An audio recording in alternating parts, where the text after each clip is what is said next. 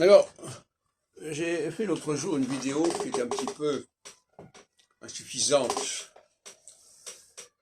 mais qui est un constat, à savoir que les Juifs se caractérisent par ce qu'ils ne font pas, plus que par ce qu'ils ne font.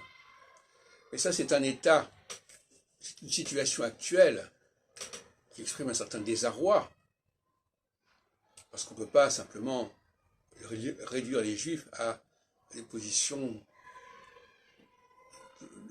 négatives. Je ne vais pas à l'église, je ne fais pas ceci, je ne sais pas cela.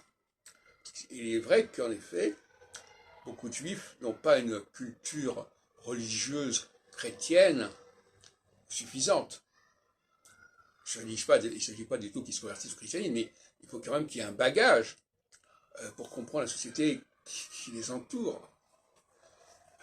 Ça paraît aller de soi. Mais par-delà cette question,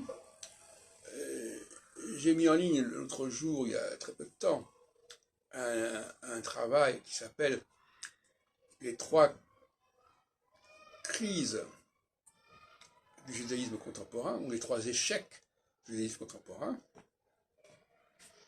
Et là, c'est un appel à la réforme. À la réforme. Parce que les Juifs, justement, doivent exiger des réformes. La réforme, ça exige une profondeur, une approche critique, qui est tout à fait en accord avec ce qu'on attend des Juifs. Ce que j'attends des Juifs. Donc, de ce point de vue-là, nous sommes en faveur d'un judaïsme réformé, mais qui le soit réellement, et pas comme il l'est parfois sous certaines étiquettes réformatrices ou libérales, qui, quand on regarde de plus près, n'ont pas fait un travail en profondeur de critique et d'examen de ce qu'on appelle le judaïsme, tant religieux que linguistique, que politique, etc. Et donc, il ne s'agit donc pas uniquement de dire que voilà, on ne fait pas ceci, on ne fait pas cela.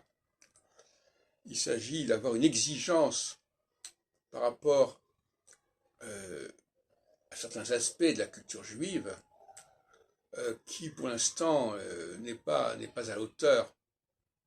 N'est pas à la hauteur.